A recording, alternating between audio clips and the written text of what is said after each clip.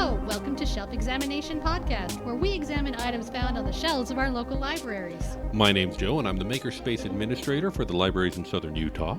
And I'm Sarah. I'm the Reference Librarian at the Hurricane Branch Library here in Southern Utah, and a guru of all things nerdy. Indeed, and we are indeed reviewing some nudie... What are we reviewing? That's a different podcast entirely. Not this one.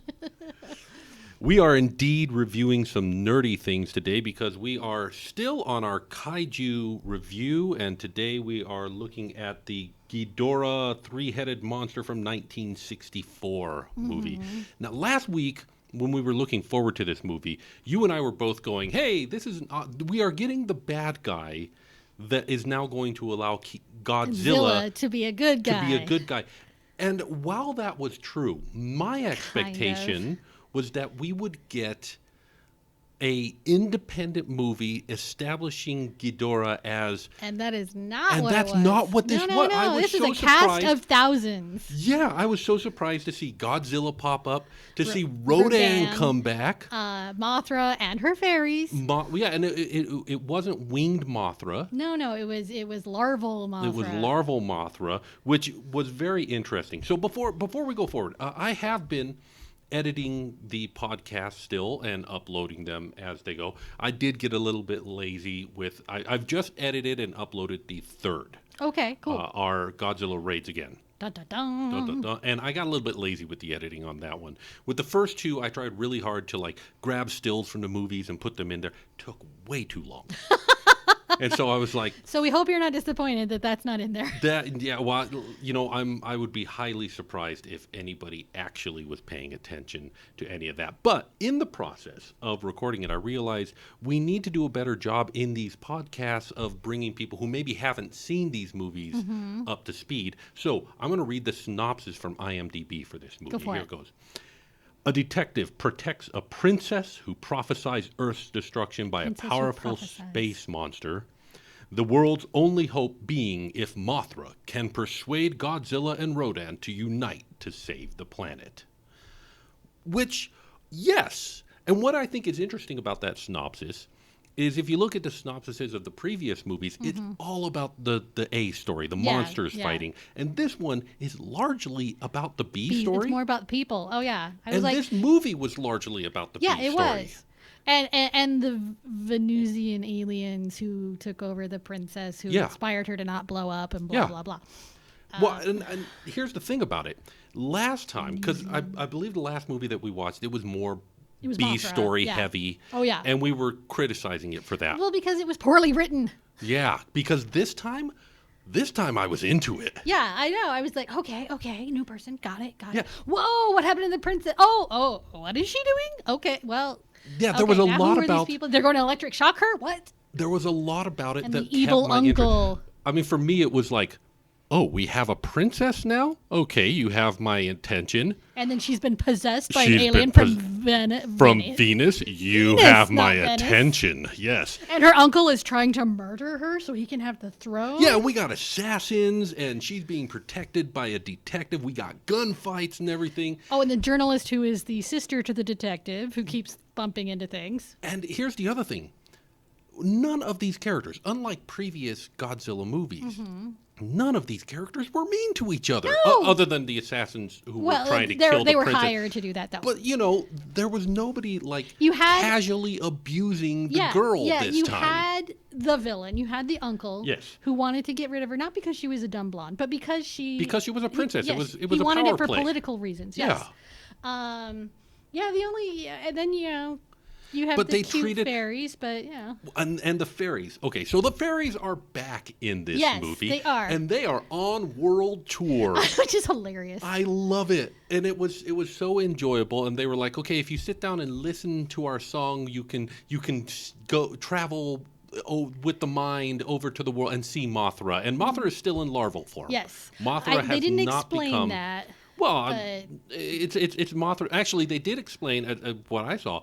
Was that originally there were two Mothra larvae. That's right. And they just kind of casually dropped that, yes, one of them died. Which, it was kind of like, we just what? I suppose they're bugs. They don't live forever. But Yeah, one of them died, and the other one, this is the Mothra larva who is eventually going to grow up and become Mothra, we assume, but it doesn't happen in this movie. No, not in this one. Which I think is interesting. And I did a little bit of research and found out that obviously Ghidorah is brand new. Yes. And they redid the Rodan outfit. Oh, I did notice that Rodan moved a little bit better. More. However, they kept the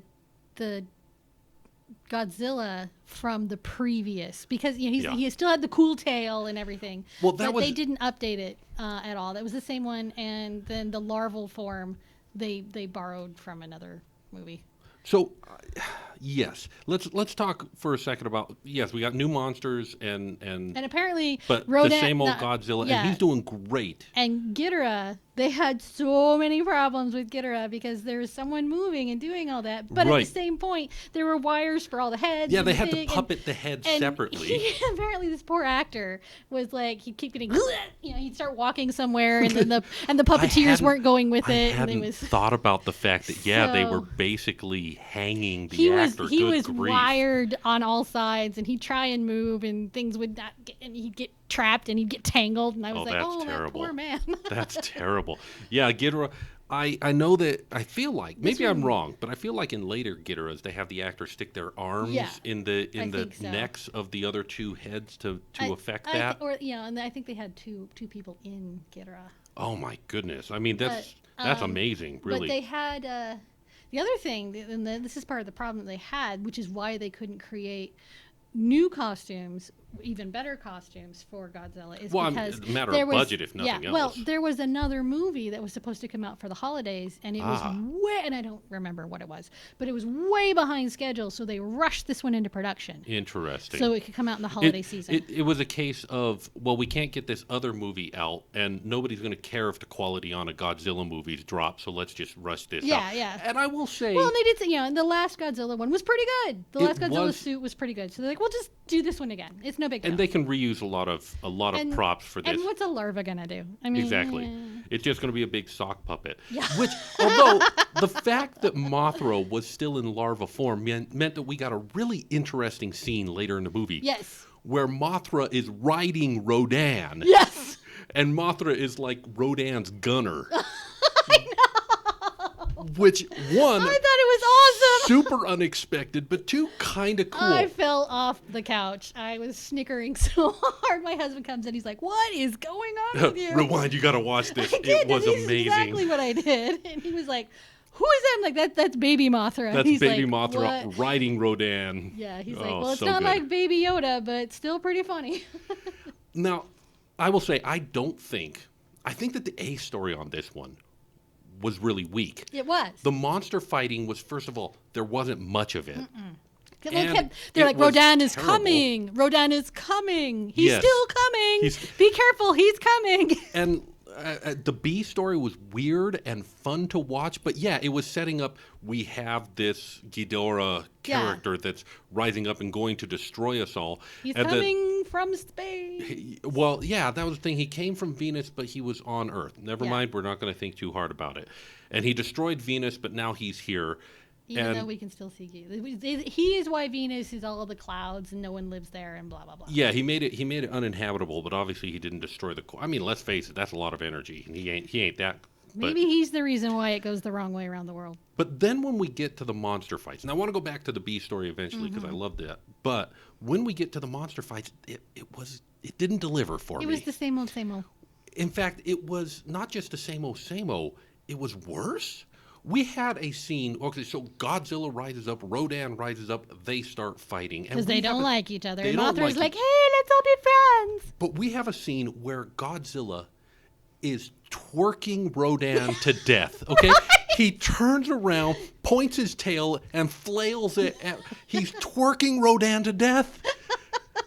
And I was, what the heck am I watching here? I was thinking he was more like, slapping. I mean, I think that was the intent, silly, but I don't think that move aged very well. No, I'll be honest. It couldn't handle the Miley Cyrus revival. But then we have the scene that you started to bring up, where Mothra is trying to negotiate with Godzilla and Rodan to team up and fight Ghidorah. And they're both like, nah.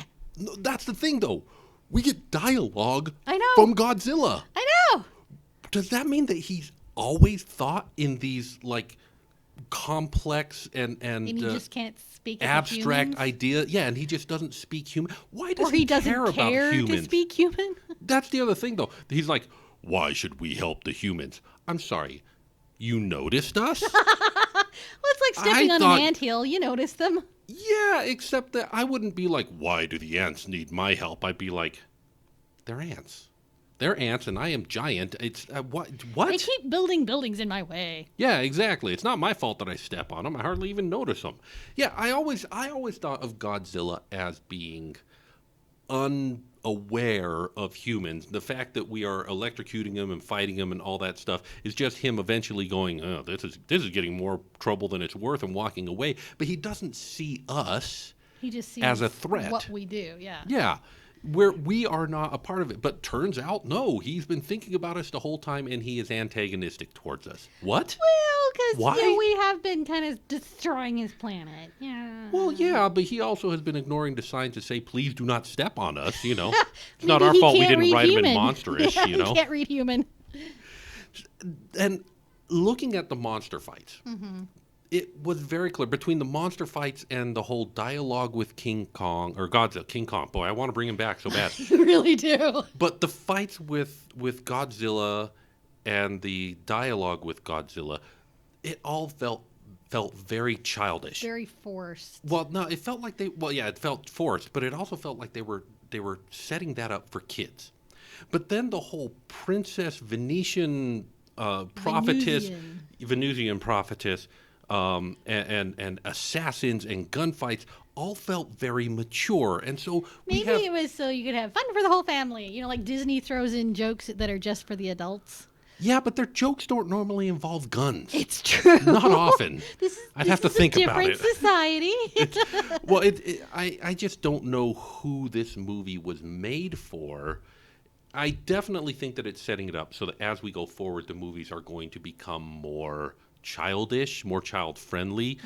Godzilla is going to become more and more of a hero of people, and he's going to be fighting a monster of the year. Week. Yeah, we're not doing these on a weekly basis yet, but yeah, it's definitely feeling like we're setting up something to change. And this was a strange transition period because I feel like the team that filmed the B story, and the team that filmed the A story didn't weren't really talk much with each talking. other. No, they were so busy trying to figure out how to work Rodan that they weren't paying attention to what the humans in the other studio were doing. I think I read something that said that they were definitely trying to give Godzilla an opportunity to be the good guy, and they were definitely trying to make him more kid-friendly, and that the person who created Godzilla was like, please don't, and they were like, we're going to do it anyways. This is the same thing that happened when they did King Kong versus Godzilla. Right. There was a lot of voices that said, please don't, and they did it anyways. And honestly, I don't feel bad about that. But in the end, okay, I want to jump in and rank this one because I've got something after this. But considering that it's got a pretty good A story, but a pretty weak other way around. B story. Oh, no, you're right. Pretty weak it's got great humans. A story, great humans, not so great monsters.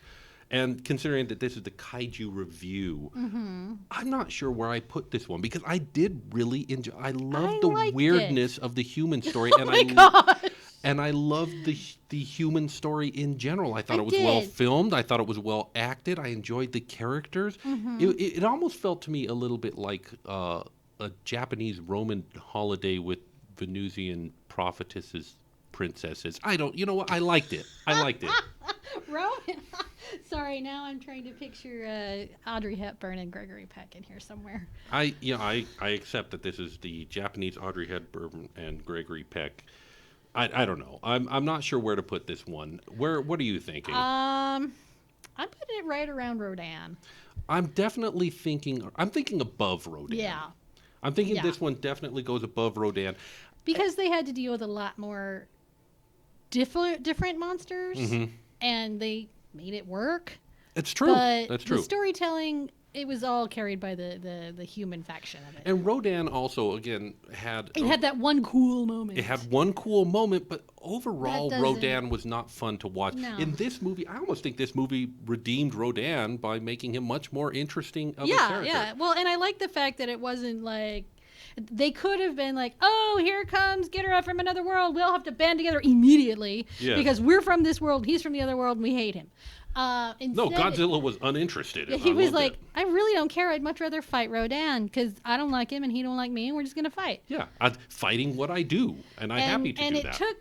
It took Rodan showing up, rah, rah, rah, 3 heads. No, it took and Mothra was trying to fight just him making by the himself. noble sacrifice, and Godzilla going, oh, now I feel fine. bad. Now I feel bad. The poor larva kid's over there being sweet and trying to fight this thing well by himself. Yeah, exactly. It was definitely like fine vibes on it, and I was down with it. You guilt me into it. Speaking of the little larva kid, I went back and watched the original...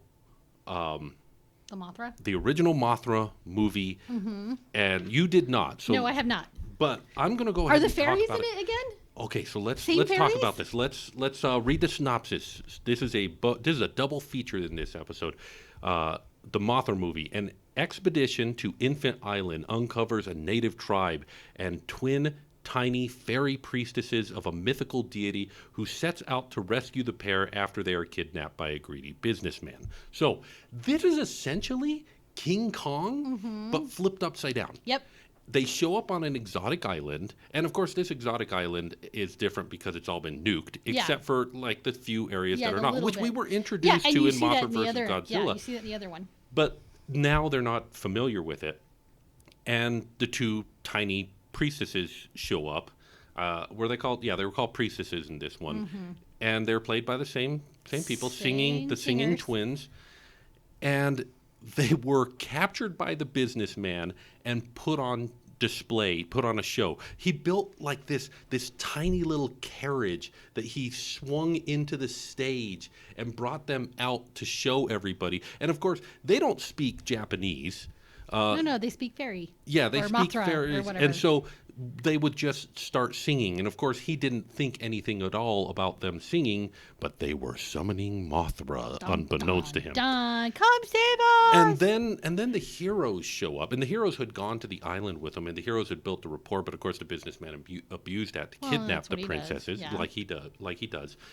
And I do think it's funny. There was a scene where the main, Mr. Handsome, gets lost on this island, and he's almost killed, but then, and I swear they almost said, thank heaven for little girls, because the 2 princesses showed up. Thank heaven for little girls. Yeah, that's exactly what I thought, and I was like, hilarious. Oh boy.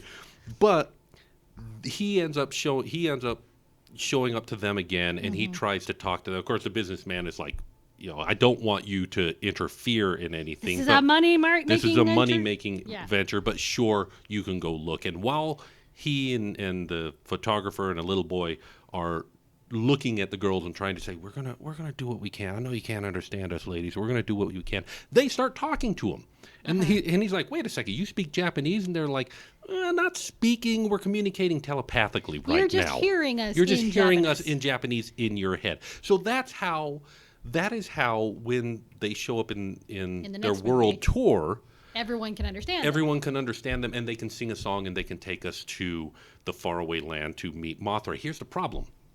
My understanding, and maybe I'm wrong, is that telepathy doesn't get recorded. So if anybody was watching this show on a rerun, would it just be like 2 minutes of dead air? Okay, I'm not sure how this works, but hey, on the live performance, it worked just fine. So I didn't know that the girl, but this is also why everybody in the Godzilla versus Mothra versus Godzilla movie, got to get those right. Yeah, because they're different. They are different. There is a Godzilla versus Mothra later, but in Mothra versus Godzilla, everybody is familiar with the priestesses because they had been on show before. That makes sense. And so everybody knew about this. It was established that the people on the island, on Infant Island, were Polynesian, which guess like Japanese can play Polynesian Yeah, yeah, they can get away with that one. If you go to Hawaii, there is a very large Japanese there is actually, base, although I think that's modern. Well, no, there was an Asian population all scattered throughout. I mean, it was definitely not the majority, but it was there. Yeah, and so they can get away with that. That was fine. If you had not told me that this movie was a monster movie, until the giant slugs started showing up and wrecking everything, I would not have known that it was a monster movie. It was a pretty good setup for a disaster movie, and they were setting it up for a disaster. But once the Mothra slug showed up in this movie, we've been seeing the Mothra slugs in these other, but once it showed up and started wrecking stuff, I was like, at this point, it feels like a Godzilla movie, but it still just feels like a solid disaster movie. It was good. It was well done. I kind of liked it. There was one scene where one of the characters he was like, "You run on ahead. I'm going to stop the assassins who are chasing after us." And it was like 2 minutes of comic fighting. Like it was the like funniest Batman, slapstick. Vampire, Yeah, 1960s. Exactly. It was so. I was like, "You're fending off professionals Biff, with bam, Biff Bap," whip. But it worked. The other thing that I thought was interesting is they've got this giant Mothra that's attacking, this giant slug that's attacking, and they're shooting it with guns and explosives and bombs. Somewhere out there is a monster movie that didn't get made because, traditional weaponry actually was effective one time, But then the Mothra climbs this radio tower that looks a lot like the Eiffel Tower. It's Tokyo Tower. It's Tokyo Tower. And gets up it and then tears it down. Aw, but it's iconic. But that was the scene where he ripped down Tokyo really Tower cool. and then built a web around himself. And here's the thing, okay? The monster is flat on its back. It's clearly trying to recoup. And so what should you do at this point? Keep firing, right? Yeah, no. Cease firing, everybody. Why? I know, right? Why did you do that? It's like one of my favorite movie moments in Disney's Three Musketeers. Where they're like, "Of course we're going to resist you. Now give us a minute," and they do. Yes, exactly. I'm like, what? No! Why are you doing that, you dumb bad guys? In this case, it was because they had pretty much written off traditional weaponry, but Yeah. they had a new microwave gun that they were going to point at the monster, and they did, and they thought that they killed it. But then it burst out and it's flapping Mothra. And now we have to have the heroes from the B story put together the clues that they figured out and figure out how to make a landing zone for Mothra and summon it to land so that they can take the princesses, give them to Mothra, princesses. and he will leave in peace. She will leave it. That's right. Mothra is a she. And so it was a good... It was a good movie, honestly, overall. Here's our rendezvous point. Let us give us back your stolen little fairies. Yes. And we're sorry. And so we end the rampaging destruction by using our heads. What? I loved it. It was pretty good. So you're saying Mothra is basically a grizzly mama who wants her cubs back? Yeah, love it. absolutely. I love it. And once you realize that it's a grizzly mama and that all it wants is its cub, and of course the businessman was like, "No, but he ends up getting his comeuppance. Does he get squished by a building? No, he gets Rats. like trampled by a mob, I think, or something. I don't He still remember gets exactly. squished. He still has to flee the country or something like that, and it doesn't end well for him. So it's all good. Yeah. No, but overall, I did not. I'm sorry that the Mothra movie isn't in our collection. I am too. Because it really was. It was way better, I thought, than Mothra versus Godzilla.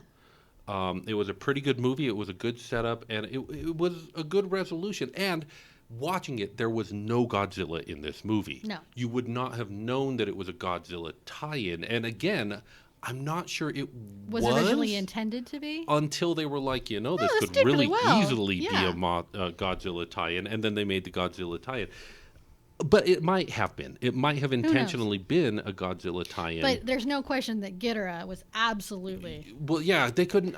He was in there. I was thinking they were going to go one movie without Right, like they did Godzilla with Mothra and tie Rodan. it in. Yeah, I thought that we were going to have like a Thor gets his own standalone movie, and then we bring in the other characters. But no, they didn't do that. This was a Godzilla movie that I was expecting he didn't even get top billing Rodan or Mothra, where he is, or even just Ghidorah. Yeah. Just fight one monster so that we can get how bad and terrifying he is. Instead, he was just the looming menace that is coming. And he was the reason for Godzilla to go, yeah, okay, I'll help the humans this once. Fine, guilt trip me into it, you cute little larval thing. Yeah, so I will say, if this movie were being made nowadays, which is interesting because we are making Godzilla movies, but if we were making this movie nowadays, like post Marvel movies, I feel like Ghidorah would have had his own movie. Oh, yeah. But they weren't. They hadn't developed that formula yet. And I'm not saying it's bad. I kind of enjoyed this movie for what it was. I'm not complaining. Just interesting to me. I had different expectations. But coming out of it, overall, I didn't hate it. It was better than Rodan. Oh, yeah. We can say that. Oh, yeah. But and the acting has stepped up. They realized, we need to write for the people too. Yeah. Not just the monsters. And the people had some good but it wasn't just good characters.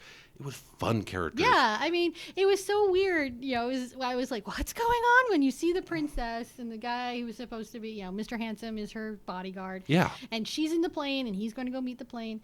They're on their way to Japan, and suddenly she has this astral visitor that's like, you're about to blow up. You need to jump out. Yeah.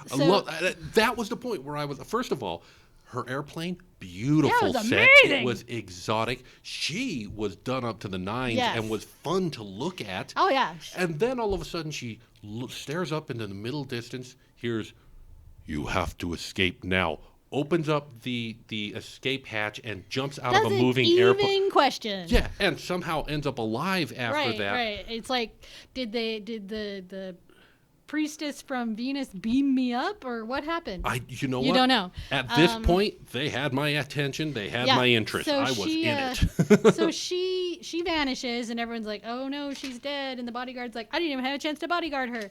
And I love that she shows up as this strange street creature that nobody can tell that she's a woman. They can't even tell if she's a person. Yes, I recognize. They have to run tests on her to make sure she's even human. Which it comes out, yes, she is. Not only is she human, but suddenly people start looking at her and go, she looks an awful lot like that lost princess that we think is dead.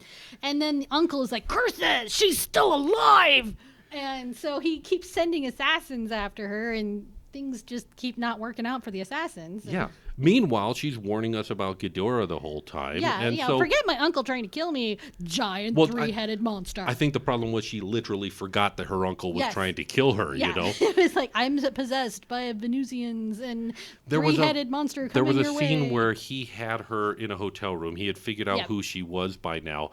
And then she, gets up and tries to walk out. And he's like, no, not a good idea. And then the assassins show up. And then when we see her next, she's reading in the dark. Yeah. And they're like, how can you do that? She's like, I'm Venetian. Cool, I guess you are. Okay. It was and so it was funny. weird, you could and it was see the so actors good. who were portraying this, if you say so, really well. No, they all did a fantastic job. I really did enjoy this movie a lot more than I thought I was going to enjoy this movie. It was cute to see the little priestesses back and interacting. They were with great. Them. I think what holds this movie back, I think the reason why it fell so far down the list is just that the monster fighting, which is what we came here for this one. That's what the movie was originally billed as. Yeah, it's a the monster movie. fighting was not the biggest strength of this movie. No, it was actually pretty, I guess we better throw this in here. Yeah, I don't know if I could say it was the worst, but I mean, that's why Godzilla Raids Again is so much lower on the list than this one, because it wasn't the worst, but it really did feel like it felt like what it was, that they didn't have the time to really put the time and effort into it, and so it was what it was. I don't regret watching it. I laughed. I had a good time. It entertained me, which is what it's for. And it had Mothra riding Rodan as his gunner. It was. I was dying. I think that was the moment. I laughed so much. I was like, this is the best. Yeah. that was the moment. I think that set the tone for the monster Yeah, fights. it was one of those, we're not taking this movie seriously. No. You shouldn't either. No, and you know what? That's part of a good kaiju movie is that you have a good time. Don't think about it too hard. Just have a good time. There isn't going to be major ramifications from this movie. You're not going to have a major lifetime change of your own persona or whatever. But no, you're exactly. going to be entertained. You're going to be entertained. It did have. So I will say that some of the previous Mothra movies, the Mothra movie and Mothra versus Godzilla, tried to have a message about we're destroying the planet and we need to not do that so much. And they did it so. Big business is stealing our riches from us. Exactly, and they did it so heavy-handed and they did it so clumsily that it kind of tripped over its own feet. And then this one was like, meh. This one didn't have a message, and it didn't try to have a message. No. It was purely entertaining, and I hate to say it, but I kind of appreciate it for it. Yeah. Now, if one of these later movies comes up, and I will say that the movies that we have higher on the list, they had a message, but they weren't so clumsy about it. Right. It was there for you to find. And so I think we are are slowly building the rubric here. Yeah, let's put bygones between us away so that we can go fight the worst thing. Yeah. It's kind of like and that I guess the is a Wars good of the message. Roses Yeah. and Henry V, Yeah. where England's been war torn forever, and he comes to the throne and he's like, "Who do we all hate more than each other?" Right. France. Let's go fight. Let's go fight France. Let's go fight the French. So that's why he's a beloved king of England, because he stopped the fighting. But and it was kind of, you've got Mothra acting as Henry V. Look, I found someone you hate more. And it's establishing a sort of relationship that I'm looking forward to seeing Mothra's develop in the future peacekeeper. movies. Yeah. Meanwhile, the other two are like two dude bros who were fighting over the same girl. And that's the other thing, because of their. I don't even think they were fighting over the same girl. No, they were it's just the fist idea. bumping on a global scale. That's the thing. Because of that dialogue, it kind of like changed the whole. Like, why were they fighting in the past? Oh, fist bumping on a global scale, Yeah, it's like, you were moving in my tariff, man. Yeah, exactly. And so it makes all the previous movies almost seem like, were they serious? Because we were taking it serious, but maybe we shouldn't have been. Yeah. And who knows what it's going to be going forward. But we will find out, because the next movie that we are going to watch, and again, keep in mind, we are picking the movies based on what is in our collections at this library. And we are not the largest library system. We're trying, but we're in tiny little southern Utah. Yeah, and we're fine, but we have a collection of some of these movies, and so the next one that we have is All Monsters Attack from 1969. We're almost to the 70s. We are literally almost to the 70s. This is the same year they landed on the moon. Let me see real fast. Are there any major movies that we have skipped in this process? Let's see. Ghidorah. So there is a movie called Ghidorah, Frankenstein versus Baragon. The first Gamera movie we do not have in our collection. No, we do not have that one. There's also Invasion of the Astro Monster. I wish we had that one. That one's good. So there were a whole bunch of Godzilla monsters that show up here. In fact, we are missing out on the son of Godzilla. Yep. Thank goodness. Now, I will say, looking at our list, we have a big jump from what we have available. We have from 1975 to 1995. Yes.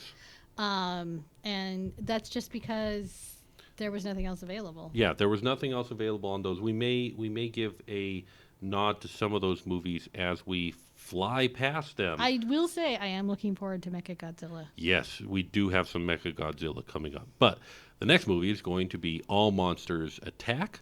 So if you guys would like to watch that with us before the next podcast, feel free to. And we'd love to hear your thoughts on the movie. Absolutely. Yeah. All right. Well, I'm Sarah. And I'm Joe. And we're inviting you to do some shelf examination of your own at your local library. Thanks for listening.